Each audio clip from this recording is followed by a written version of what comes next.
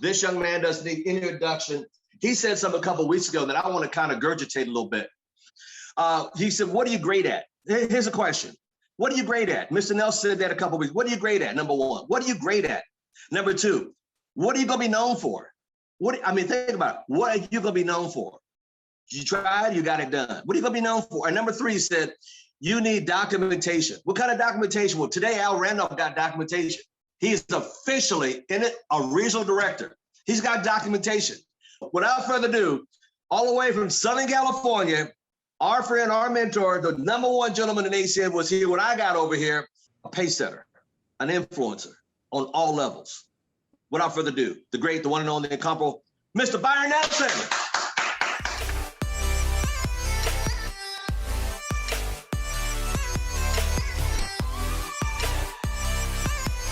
I am amazing. Let's get this party started. So I want to start with, Jay, you give me control. Do I have control? Let me see here. Thank you, sir. All right, let's get this here. It's 90 seconds. Most people only pay attention to the final product of a successful entrepreneur. They say things like, I can never be like them, or they got lucky. What most don't see is what they've overcome. All the struggles, the daily rejections, the heartaches, the betrayals, the rumors, the criticism, the empty bank account, and all those lonely nights while trying to make their vision a reality. You see, the only difference between the one who quits and the one who doesn't is that they showed up every day. They worked hard every day. They hustled every day. They learned from a proven mentor every day. They improved every day. They did all this even though they felt like quitting every day.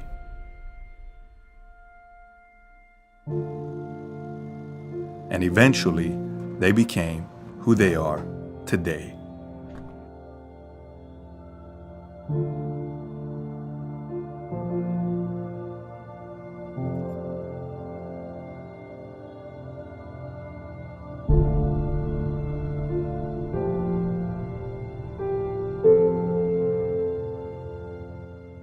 The purpose of sharing all that more than anything else is to understand, I don't just watch motivational. I'm going to share with you, I have like, I don't know how many I'm going to get through, but I actually am going to do it. Al Thomas, not Al Thomas. Who are you just making fun of, Mr. Thomas? I'm just so happy and so proud when I got the communique that he made regional director last night when everything updated, sir. And I'm so proud of him, so happy for him. He's on my private calls. Unlike a lot of people, he's always on my private. This guy's always got somebody. And that's one thing I respect about him because he made it happen. All the things you talked about, Mr. Nelson, what are you doing great? He decided I'm going to do something. I'm going to knock it out, get behind me. Then the second question, Mr. Nelson, said, what are you going to be known for? So many people are not going to be known for very much, but he decided to do something. And then last is what you need for documentation. You need documentation. Mr. Randolph got the documentation last night as regional director, sir. We're so proud to have him. We're going to have him on Happy Hour tonight to talk a little bit on Happy Hour. And we're excited for his promotion because I know a lot of people did not even see him coming. Back to you, sir. Yes. So he had asked me about the story. One of the things in which Mr. Al Thomas just echoed more than anything else about Mr. Al Randolph, when you have Mr. Al Thomas head in your head, you forget the last name except for Thomas. So forgive me, Mr. Randolph. But I'm so excited for you, more so than anything else, because it screams and echoes everything that I'm talking about in regards to my conversation for today, which is the story. You have to create a story about your life and about everything. Now, I'm not going to play the whole thing. There's another piece here I wanted to share if I can find it. And I only want to share like 30 seconds because it's way too much cursing. But in creating that story, I want to combine that while I'm looking for this with writing down, you have to get into a state. If you're going to be a champion, if you're going to play basketball, football, if you're going to be a doctor, an attorney, if you're going to be an SVP, let's stick with that. How about that? Then it's going to come down to you being in a specific state. it really is about being in a state more so than anything else. It's a matter of truly taking your mind and your system in a way. Let me see if I can find this. Please don't do that. And that's what I was doing this morning. Now, you could do that one of two ways. What I just shared with you in the 90 seconds was really about what I listen to when I'm in a rush, like getting here on time. Most people. It's not what I wanted to share. I wanted to be in a specific state. There's two ways of doing that. Number one is what you're listening to as far as music is concerned. Number two is what you're watching as far as if you have the luxury of time of being able to watch something and truly get into a specific state. I mean, really taking your mind to a place, into to a space, whatever you have to do that. I mean, really, I will not start my day without praying. That's just me. I'm just sharing with you. A lot of people are like, well, what's your DMO? What's your daily mode of operation? I will not move until I pray. And that's not the only prayer I do throughout the day, but that's where I start. Does that make sense? You guys? And you got to be very specific. And I also want to be very clear, because this plays into affirmations, this plays into setting goals, this plays into accomplishing goals, this plays into what Mr. Al Randolph just did. It plays into what me and Mr. Al Thomas have accomplished. In that, you have to be very careful and very specific about what you're praying for, what you're asking for. Very specific, very careful. A lot of people are just praying to get through the day. A lot of people are just praying that they can pay their bills. A lot of people are just praying that they can get better. They didn't pray to sustain, maintain, and expand upon their health. They didn't pray to be able to have massive abundance. They didn't pray in a selfless way for other people. It was always, most of the time when we talk, and you hear people have conversations, most of the time the conversation is about themselves. For whatever reason. There's an underlying law of being able to truly understand how to take, and you guys have heard it many times in a cliche, of how to take all the focus off yourself. Better stated, get yourself out of the way.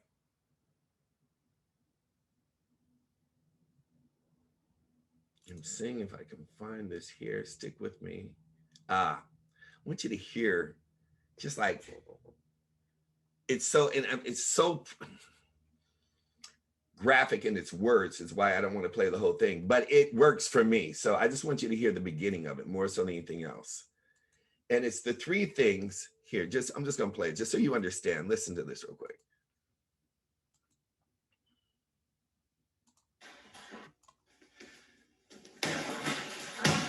I want to make sure it's coming through your speakers. I'm not sure if I pushed that properly.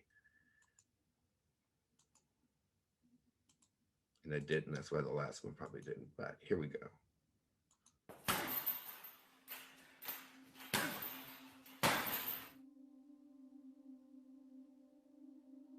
I think that. Let's start with that. Let's write that down. Let's just start with that. Live your life like you're the hero in your movie.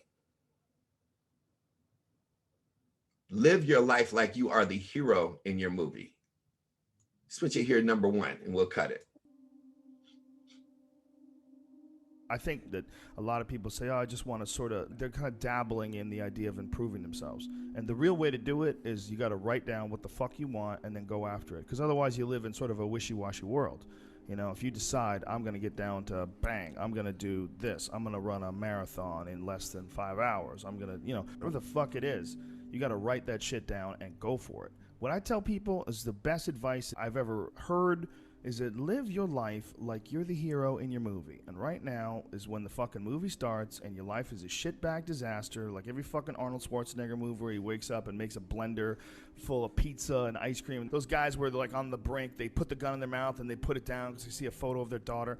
Pretend that's you. Pretend you are, right now, you're in the part of the movie that starts and it shows you as a fucking loser. And just decide not to be a loser anymore. Live your life like there's a documentary crew following you around and you are analyzing your own behavior. Do what you would want to do so that your kids one day would look back at it and see that documentary and look on it with pride. Like, wow, my dad was a bad motherfucker. He really did what he had to do. Wow, my mom really got her shit together. I love a success story, but even more than a success story, I like a dude who fucks his life up and then gets it back together again story. Those are my favorite stories.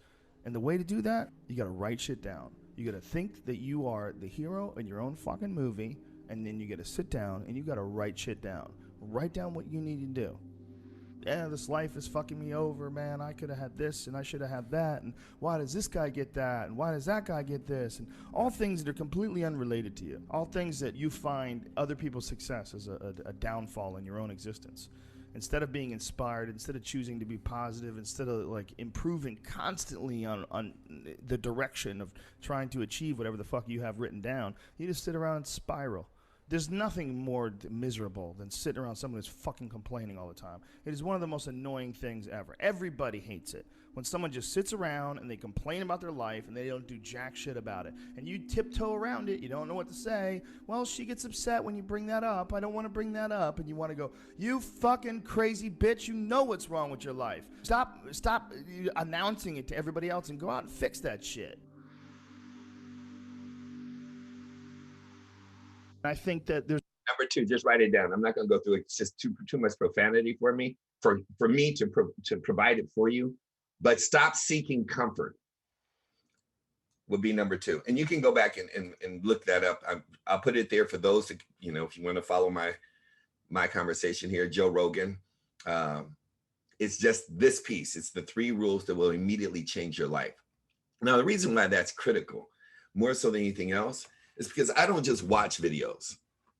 I am that superhero.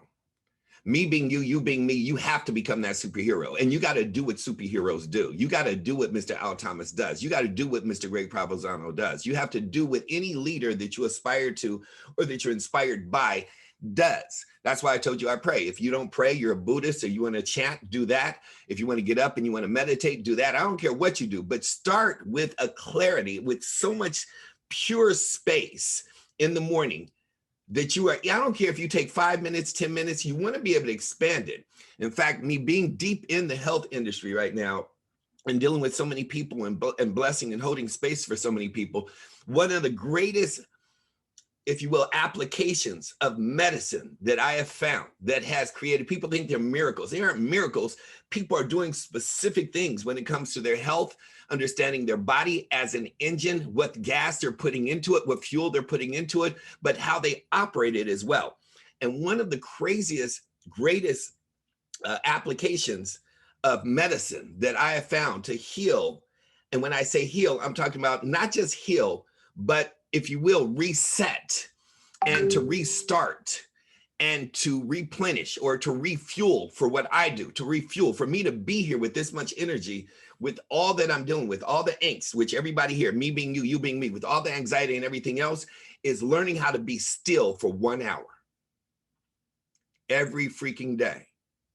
Now, it's going to be difficult, especially if you have never meditated, or if you've never prayed that long, or if you've never even learned how to be still that long for clear space. Now, I call it grounding. I prefer you find some sand, a tree, some soil, some dirt, something natural, and give yourself that hour of complete clear space. You might have to start off at 30 minutes. You may have to start off at 15 minutes. You may have to start off at 15 minutes. You may have to start off at 10 minutes. I don't know where you are to be able to, but most people cannot do that. You'll find every extraordinary, truly master. If I'm going to create a painting, or if I'm writing, and you hear people say, I got writer's block, they have to clear their space. Now, we could take this deeper and get into chakras and get into energy and get into the perennial, but I don't know who's all on that frequency. But just understand, when you're getting paid at the highest frequency, you're operating at the highest frequency. That means that no matter what problem comes my way, I'm built for it. Me being you, you being me. I don't care what problem comes my way. I'm very clear on what to turn over to God and what to get off my ass and go do for myself. I built a muscle of understanding how to not focus on what I have no control over.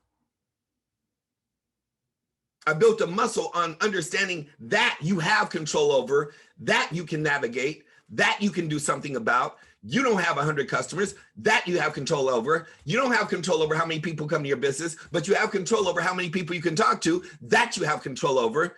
You don't have control over being overweight or having a hyperthyroid. You have control over what you put into your system, that you have control over. You don't have control over, whether you're rested or not because you do so much, but you have control over how much rest you get, that you have control over. What do you have control over?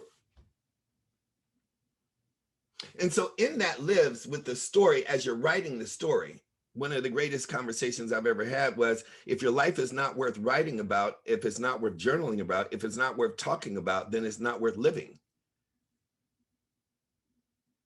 I don't know any amazing person that is not either writing their story or has already an autobiography written on their story. You name somebody that's amazing. Mandela, Gandhi, you name somebody, Mother Teresa. There's stories on them. Their life was worth writing about. And here's what's really crazy. None of them were any different than each one of you and I on this call, except for they made a difference and it was worth writing about. They took whatever their gift was and became exceptional in it. Whether it's just loving on people. You're like, well, I'm not really talented. Wait, it has nothing to do with talent. They made an art out of truly leaning or living into their strengths and becoming amazing at that. Whether it's just holding space for people, praying for people, loving on people, whatever it was, the methodologies, the modalities of applying a system, being able to take this. Now I want to weave this in because something has been amazing. And I believe it was Mr. Al Randolph that asked me about the inchworm. Was that you, Mr. Al Randolph, asked me about the worm? Somebody had asked me about the story of the worm just recently.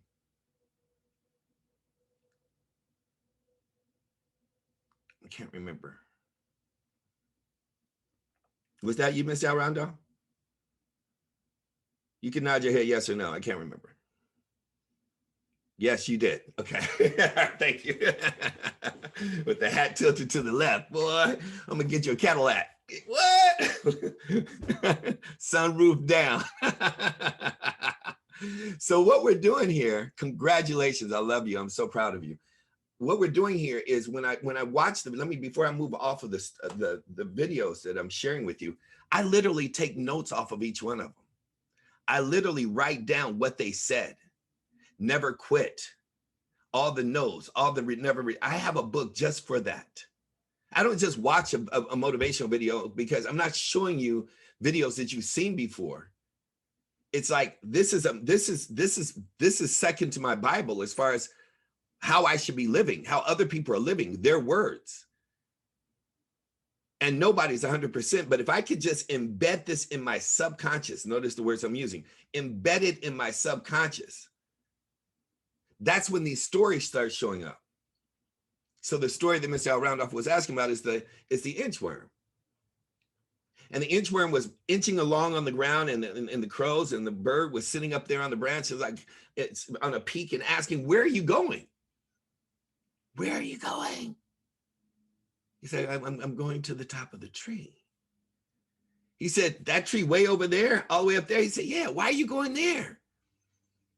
What's up at what are you doing? He said, it's an apple tree. He said, I understand what it is, but it's winter. There's nothing on the branches. There's no leaves. There's no apple. We're all going south. What are you doing? He said, but by the time I get to the top of the tree, there'll be an apple there. And the moral of the story is truly understanding patience. You might write that word down because it's going to be the end of the training when I get there in a second, as my projects and my leaders and my kids have been studying with me on this. It's the words. For me, Jesus was the word before he was Jesus. So it's understanding the power of utilizing words. Now, the foundation of this conversation is starting with passion. So I'm into the Garden of Peace here a little bit. So I want you to write down 1, patience.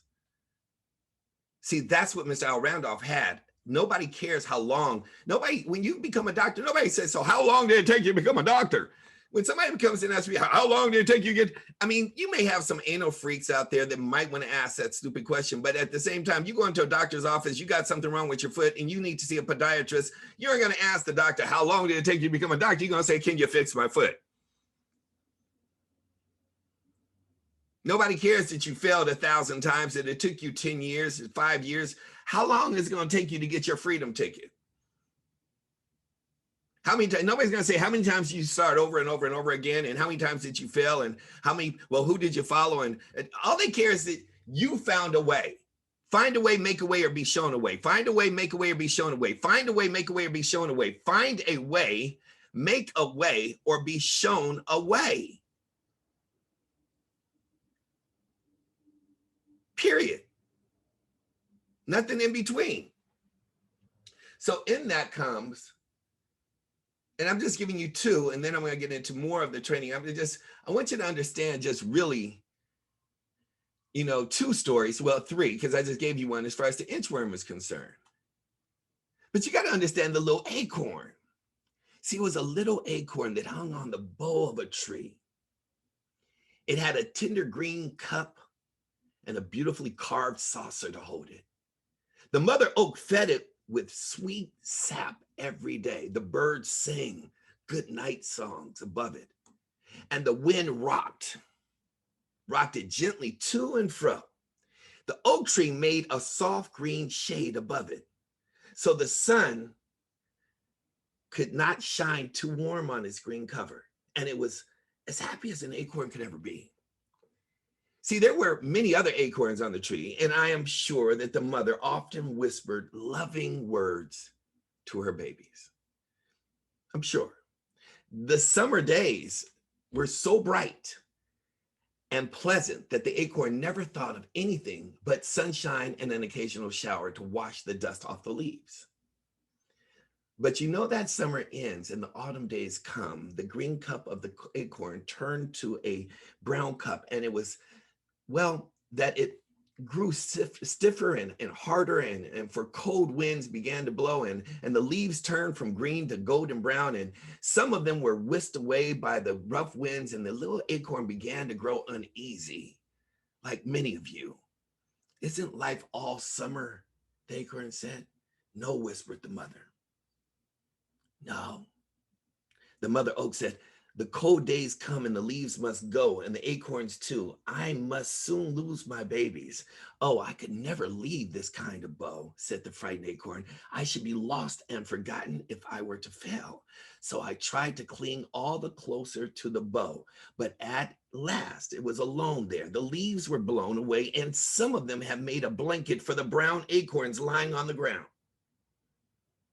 It's a lot of the broken people that have left ACN, that didn't stick, that didn't fight, that didn't weather the storm, or better say, weather the season. So I tried to cling closer to the bow, but at last it was alone there. The leaves are blown away, and some of them have made a blanket for those broken ACN people. I'll give them a blanket. See, one night the tree whispered this message to the lonely acorn. This tree is the only, I want you to understand, this tree is only your home for a short period of time. ETL is only your home for a short period of time. Al Randolph, RD is only your home for a short period of time. The RBPs, it's only your home for a short period of time. This is not your true life. Your brown shell, being broke is not your true shell. Not having enough money is not your true shell. All the no's is not your true shell. All the people that don't believe in you is not your true shell. All of these things that are resisting you having a breakthrough, of you not having confidence in yourself, is not a true shell. Don't buy that lie. Your brown shell is only for the cover for a living plant, which can never be set free until the hard shell drops away. And that can happen. That can never happen until you are buried in the ground and wait for the spring to call you into life. So let go, little acorn. All of you on this call, just let go, little acorn, and fall to the ground. You'll rise again. This day that you choose, you will wake up to a glorious life on the other side. I mean, a glorious life. I'm telling you, me and Mr. Al Thomas and all the rest of the people on the other side of SVP, it is a glorious life. And it's not just the money, it's not the materialist stuff. In fact, that's actually at the bottom of the list. The acorn, as you guys are all listened and believed, there's a few of you that believe. You need a little bit, some of you need a little bit more belief. For it's not the tree, its sheltering mother.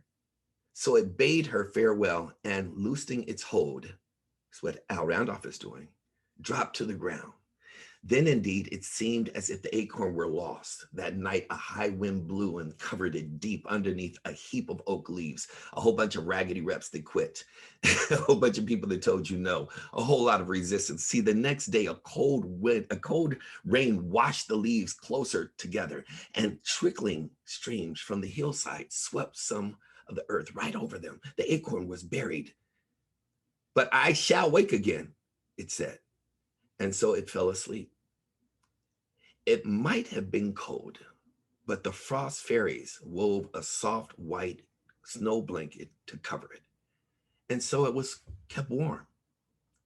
If you had walked through the woods that winter, you would have said the acorn was gone.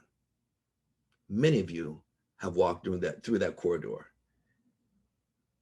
A lot of people right now that are not plugged into this system may think that I am gone. But then you could not have seen this life slumbering within the brown cover, but the spring came and called to all the sleeping things underground to waken and come forth. The acorn heard and tried to move, but the brown shell held it fast. Some raindrops trickled through the ground to moisten the shell. And one day, the pushing life within was set free. The brown shell was of no more use and was lost in the ground. But the young plant was to live. It heard voices calling it upward. It must arise, a new and glorious life. The mother oak had said, I must arise. The acorn, you got to get this, the acorn said, and up the living plant came up to the world of sunshine and beauty. It looked around. There was the same green moss in the woods, the same singing brook, and I shall live and grow. It said, yes, called the mother oak. You are now an oak tree. This is your real life. And the tiny oak tree was glad and tried to stretch higher towards the sun, and higher and higher.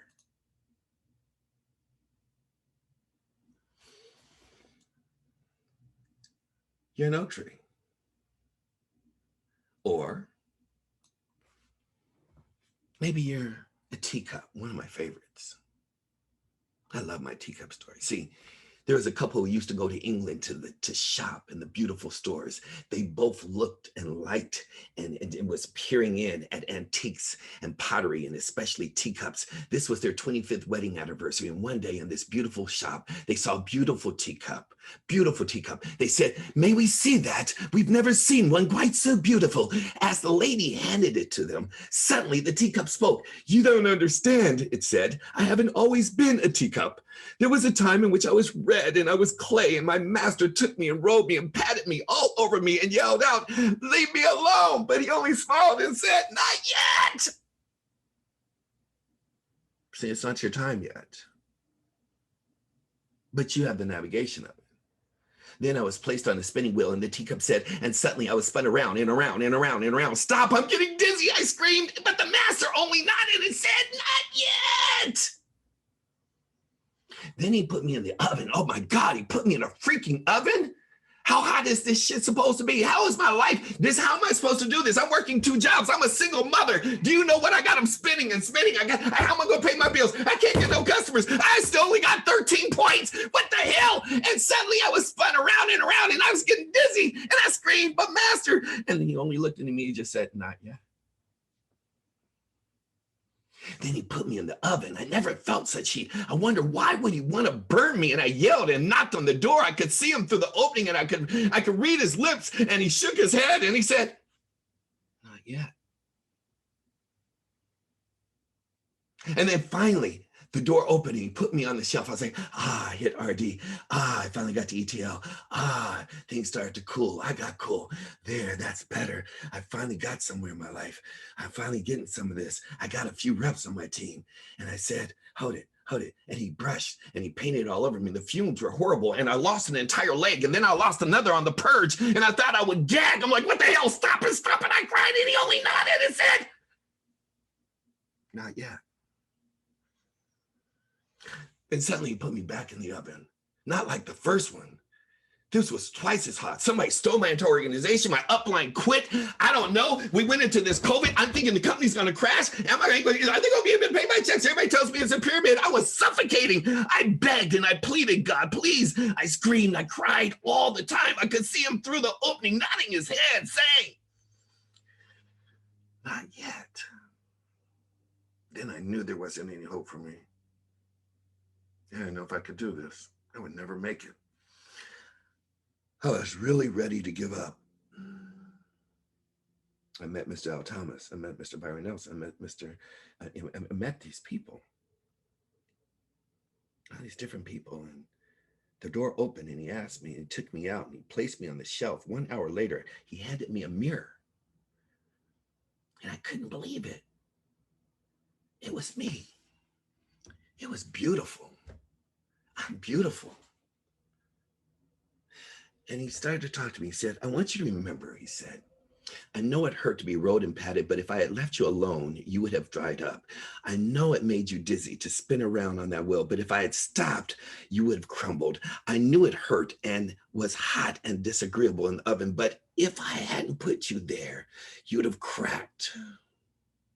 I know the fumes were bad when I brushed all over and painted all over you, but if I hadn't done that, you would have never hardened to be able to repel all the negativity in life, all the people, all the naysayers, and stayed focused on me and got off your knees and went to work. You would have had no color in your life, no freedom in your life. You would have still had a clock in your life. If I hadn't put you back in the second time, you wouldn't have survived. You would have found something to self-sabotage your life. Long, that hardness, being in that oven the second time, allowed you to be held together for eternity. Now you're a finished product. You are what I had in mind when I first started with you. You are beautiful.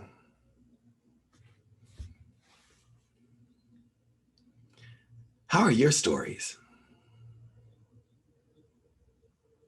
when you're talking to people? See, what we did is, and what I have my team doing right now, is understanding the power of words. Jesus was the word before he became Jesus. I gave them 10, actually 11, 12 to be exact. I have a list of them. I have 25. And I gave them the words that if you mastered and became a student of these words, you'd succeed in anything. Now I'm going somewhere with this. I want you to get this. Everything is told by a story. If you look in the Bible, it's just Bible stories. It tells you if you do this, if you do this. If you were a child, you had bedtime stories. If you turn on the news, it's called the news story. You guys are doing too many facts and fictions. You got to understand 99% of the people that ever joined my business joined without knowing a thing about ACN. I was able to speak into their life and speak into their listening. I was able to do something that is, it might be a little foreign to some of you, but you might be, caught off guard to think that you're doing network marketing, not understanding you're doing relationship building. It's called relationship building. It's called building relationships. You're missing the relationship part, and you're having a conversation with yourself. If you aren't having success, you're self-sabotaging, making it about you, not understanding how to build relationships. Relationships start if I sit up here and want to talk to Tammy and think that she's fine, or Stephanie and she's fine, or Heather and she's fine. I'm going to have a conversation. If I want to go to Harvard or Oxford, I'm going to have to be interviewed and go have a conversation. If I want to do anything in life, I'm going to have a conversation. You're missing the conversation piece, because that's all our business is having a conversation in discovery of how I can serve you.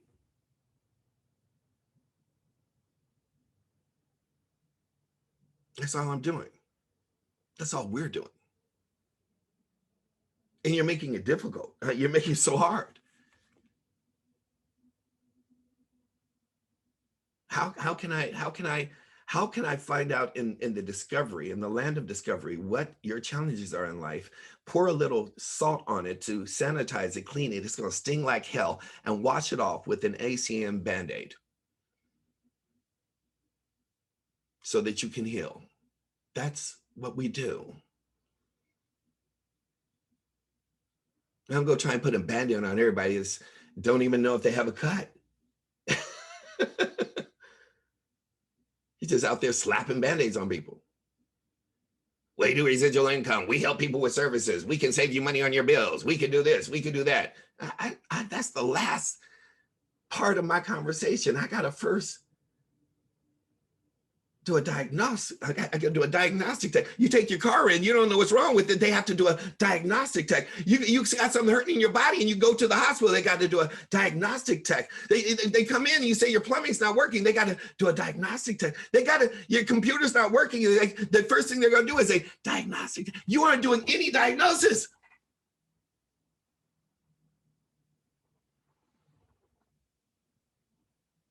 I hope somebody's getting this. Jesus. The words I came up with, just right off the rip. Number one was responsibility. That's the first word. They're in order. Just powerful words that if you became a student of these words, just plug them into Google, plug them into YouTube, plug them into something, a book, somewhere, whatever.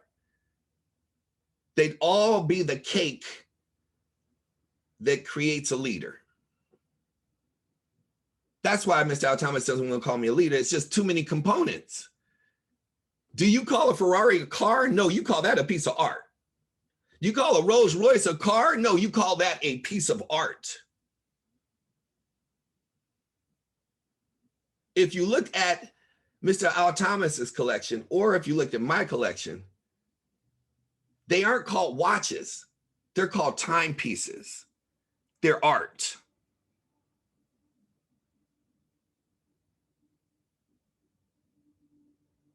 Do you call a Mont Blanc a pen? No, it's art. Things that are exquisite.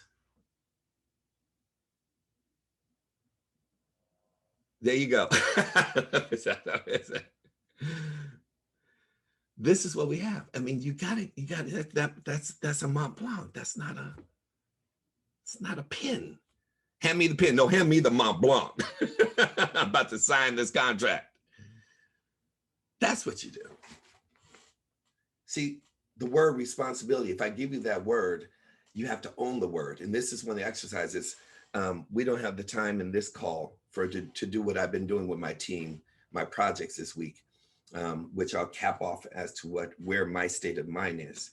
And that is, they have to give me the word, and I allowed them to pick the word. They pick the word, and they have to talk about it. They have to talk about that word as if it's exhilarating, as if it's their life, because it's their favorite word. What is your favorite word? See, if I give Mr. Al Thomas a word right now, trust me, he will run. We'll be here for another 2 hours, because if I said, Mr. Al Thomas, I need you to talk about responsibility, that's an hour conversation at minimum. If I said, I need you to talk about character, that's another hour conversation. If I say, I need you to, are you writing these words down? I'm giving you the words as I'm talking. If I say, I need you to talk about how to finish. Oh, that's a 2 hour conversation. Finish is never finished. It's never done. Let me tell you about finishing. Task after task, goal after goal, accomplishing one step at a time, what I have to do throughout my day, throughout my month, throughout my week, throughout my year, for where I needed to be in 5 years. Let me tell you what the process of what it takes in ACN. Let me tell you process in real estate. Let me tell you about closing deals. Let me tell you about raising a child. Let me tell you, finish is never finished. If I said, tell me about success, Mr. Al Thomas, that's a whole conversation. And it would be passionate. It'd be built with stories and experiences, some of his own, some of others. but he's going to get lost in the conversation. It's just, he's going to, let me tell you about Sam Foster. Let me tell you about, I could tell you about Heather. I could tell you about Mr. Al Randolph. I could tell you about Dee Dee's pain in her story and her journey. I can tell you about Julian Lewis. I can tell you about Jebre. I can tell you about what it takes in order to stay the course. Let me talk about purpose. Maybe you wrote that down. Living on intention and purpose. My life is a God appointment. I cheat God if I don't get up and live on purpose to change somebody else's life. The trick is finding the acorn that wants to grow into a tree. That's the trick. Because not everybody wants to grow up and be an oak tree. There's more that will die before they will live. But before I can find the ones that want to live, I have to first choose that I want to. Many of you haven't chosen that yet. You haven't chosen to be that tree yet. You just want to stay in that nice little covering. Acknowledgement. Oh, that's a conversation. To be able to talk great about somebody, a Jocelyn Driscoll, a Julian Lewis. I mean, I could go down the list. I can talk about a Renata, and Boris. I can talk about, a Mike Basutti. I can talk about a Dean Turali. I can talk about, I got a list of people to acknowledge. I didn't get here by myself. I got a Jeff Weber. There's a lot of people to acknowledge. There's a Joel Martin. There's a lot of people. A lot of people that aren't even here anymore. There's an Elena. There's a lot of people. There's an Erica Yancey. There's a lot of people. There's so many people to acknowledge. It was a village. I was a child. I found a village that I could grow up in. This is a village. This right here is a village. And your story needs to be heard. Passion. There's nothing, see, what we do know is that the cold constricts and heat expands. It's a science thing. It's a science thing. If your conversation is not coming out, if you've ever had a conversation with Renata, you feel nothing but passion. She oozes with passion. The conversation expands. It has nothing to do with her broken English being from Russia. She actually could say everything in Russian and you'd still understand everything she said because it has so much passion. You feel every ounce of her love without her speaking anything that you would understand. When you speak, do people feel, do they expand? That's the point I want you to get. Do they expand? Does their mind expand? Does their heart expand? Does their emotions expand? Do you call upon the universe? I didn't say upon earth. Do you call upon the universe and invoke a spirit, an emotion? Do you know how to invoke an emotion in another person? By just being authentic and genuine, not by manufacturing, not by acting, but being passionate about something that you love. I love being free. I love waking up when I finish sleeping. I love not having to look at a price tag when I go shopping. I love being able to help somebody and write well over 6 figures and not put a dent in my bank account. Which I'm doing. I love being able to, my mom needed help. She needs in-home care. I love being paid. I don't care the comma checks. My mom will never, there's nobody I love that will ever be in a house, in some home that they call. I don't understand that. Forgive me if any, and I do understand some people that you got to do what you got to do. I don't want to make anybody wrong for it. My mama never going to be in no damn home. Nobody I love is ever going to be, it ain't going to happen. I'm not going to have to argue with my sister or my cousins or who has it, or do we have the money, or can we take care of somebody that I love? And my life is not going to be impacted by me making sure that she still has the same life, if not better, than she wants.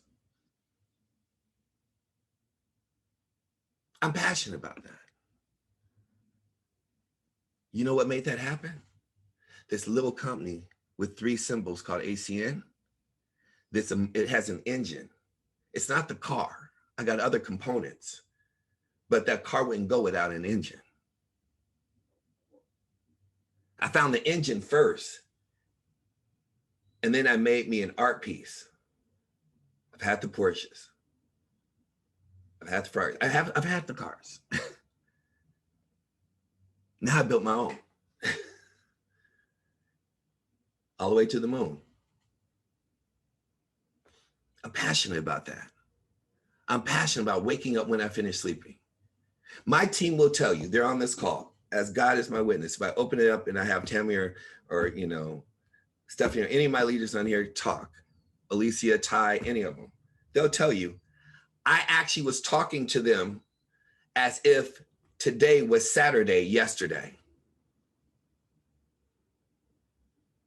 I had no idea today was Friday. I had forgotten all about Friday. I was like, I would completely miss the call because I was going from Thursday to Saturday. I have no idea what day it is. They're like, so we're gonna see you in the morning. You're gonna see me in the morning. No, I'm not doing another call for y'all. Y'all have me all week. I will see you on training on Saturday if I feel like it. I have a call on Sunday for my team for rebuilding everything. I'll see y'all. No, I'm not doing that. I've been working. It's no, Mr. Alta. Oh shit, it's Friday. It's tomorrow. It is Friday. We're on Friday. Tomorrow. I have no idea. I wish upon a star that every one of you enjoy that life, that you have no idea what day it is and don't care.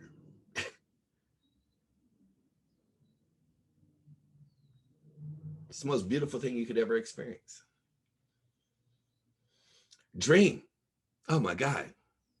Give him that word dream and see what he does with it.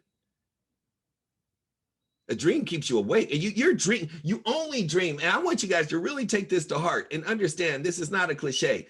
You only dream when you're awake. Please write it down. He might have told you they had a dream the night before. No, they had a vision. I mean, they had a spirit knock on their door. But you can only dream when you're awake, when you're realizing everything that you want is happening in front of you. You're building it. You're excited about it. A dream is that love affair. A dream is that love affair with yourself. That dream is that love affair with God. That dream is that love affair with that man or woman that you may or may not have met yet. A dream is something that you just, it makes your mouth water. It's just, oh my God, it's just, you can taste it. It's like you're right there. It's not the end. I don't want my dream to end. Everybody thinks the dream is to get to SVP. That's where the dream starts. How we put so much emphasis and so much difficulty on getting to a starting point is amazing to me. That's when you realize everything you've done is worth it. Momentum. If I asked you to take over, see, I'm in, and I had to share with my team last night, is like, I wanted to create a group, but because I'm going into this new month, but I haven't finished this month. So I wanted to create a thread, and I was going to create one, and I was going to call it Replacement Killers, but then I have to explain to everybody, I'm not here to kill anything. It's not a malevolent term. It's really to kill my replacement killers are, it's a duality. It's a yin and a yang. My replacement killers are first and foremost to kill the old Byron. I'm out to decimate that you don't have. By July 30th, I don't want to recognize myself in the mirror. I don't want to recognize my bank account. I don't want to recognize my relationship with God. I don't want to recognize my body. I don't want to recognize anything about, I want to be so sexy. I'm bringing sexy back. I'm playing every day Prince's song to myself. You sexy motherfucker. I'm bringing it back. I'm playing to myself. That's how lost I am in the love affair of serving the world. You got to create momentum. What are you going to do to create? What beast are you going to bring out of you to create momentum? To truly exalt yourself, escalate to a new level.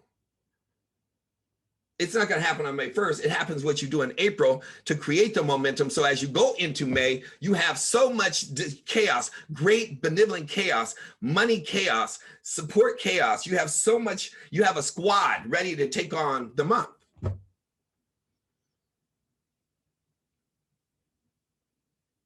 Do you have a squad, a new squad giving birth every new 30 days, a new squad to work with? And not just yourself. See, I said it's the duality. You can't have a new squad if you don't have a new you.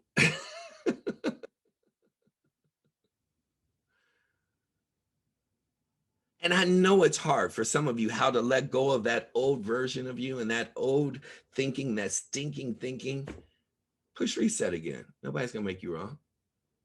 This is what we all do. Just start over. You can start over right now. Like right now, you could actually make a decision. I want to start over. Like completely.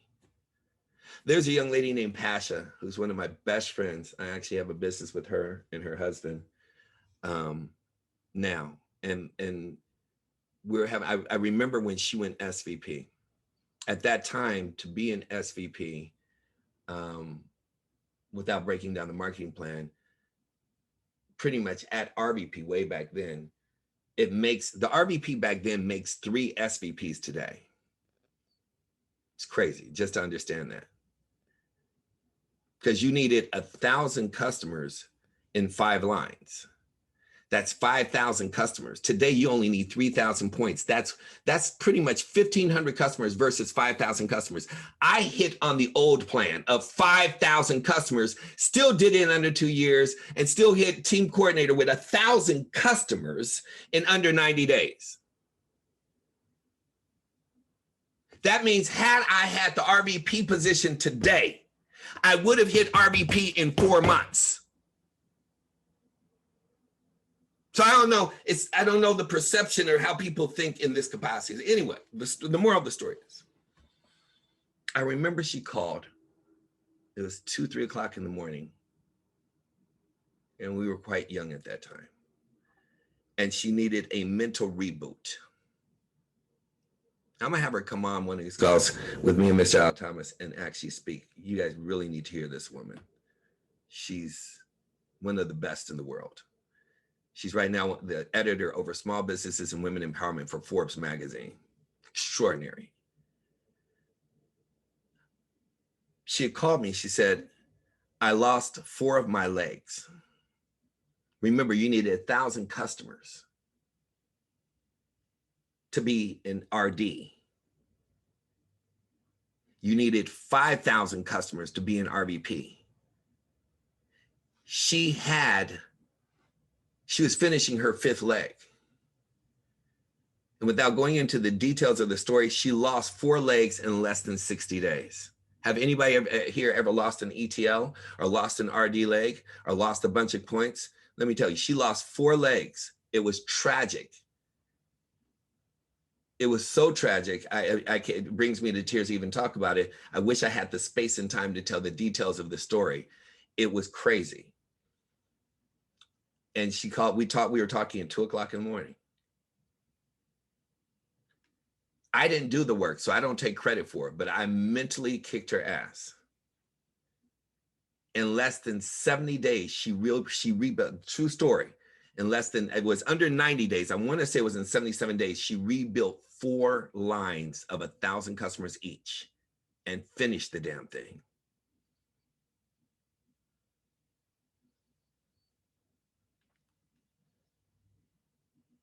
We talked about momentum. Are you the force to be reckoned with? Are you the force? What you're about to see over May, June, and July from me down, you've never seen in the company ever. There's nobody in the company that's doing what I'm doing. And what's scary is I only need one person. I don't need a squad. I'm worth 100 people by myself. I don't need a whole lot of people.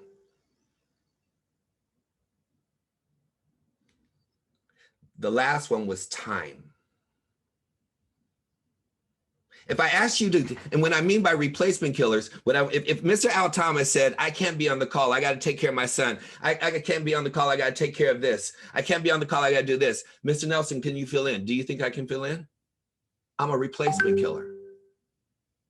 I'm going to do so good, better than he would ever expect, just to make him proud of the fact that I'm doing the call for him.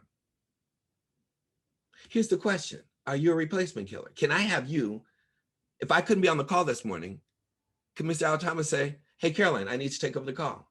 Hey, Stephanie, I need you to take over the call. Christina, I need you to take over the call. I need you to mentally mess up this entire team and train on, well, what am I talking about? Talk about whatever you want. Talk about launching a new rep. Talk about momentum. Talk about breaking an ETL in 7 days. Talk about, can you take the call? Sergio, can you take the call? Mary, can you take the call? Fred, can you take the call? I've got to deal with an emergency. Belinda, I just need you, are you my replacement killer? I'm looking for a replacement killer. Oh my God, I got to do oh Jesus, what's the topic? What am I going to talk about? Not you're high on your own supply and your ego starts to talk and you think you can have a conversation because you're an RD and you've been there for 15 years.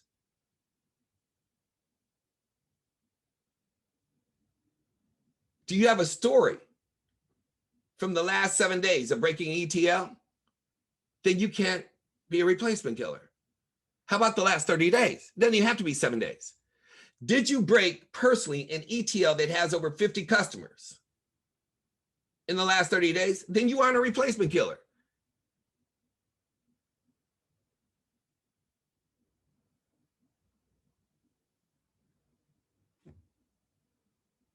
That's what May is for. I always come up with sayings as I wrap this up. I always have a saying, there's more to those words, but you got all the words that you need there. Your bonus words will be vision and team. I can actually talk about any of those words. Take one word and do a training for the next 2 hours. I can actually take any one of those words and do a presentation without ever talking about ACN and everybody would get in. Because I own it. See, the month, my favorite slogan for this month coming up, but please, I need you to be clear, April is not done before I talk about May. But my slogan for May, as I'm in preparation and planning, is being able to go up to every person, say, do you know, Queen Eileen, do you know what month this is? Sergio, do you know what month this is? Lillian, do you know what month this is? May I do something powerful for you and have 5 minutes of your time? It's the month of May, so I have to serve you. That's what month it is. That's my slogan for the whole month of May. I didn't just come up with that. I wrote it out before May came. This is part of my preparation and my planning and my action. Do you know what month it is? I could be in the middle of a line and somebody's in front of me. Do you know what month this is? Yes, May. May I let you go before me? I know I'm standing in front, but you have a lot of groceries. Could you please just go in front of me? It's my month to serve. May I help lower your bills this month? May I change your life this month? May I change your address this month? May I change your income this month? May I change your family tree this month? May I love on you a little bit more this month? May I introduce you to Christ this month? May I do something special for you this month? It's just what I have to do during this month. May I help you, help me, help you, help me. Well, I reached my marker. As Earl Nightingale would say, that's just about it. We do just a little bit more, love a little bit more, hate a little bit less, work a little harder. We'll get everything that we think about most of the time.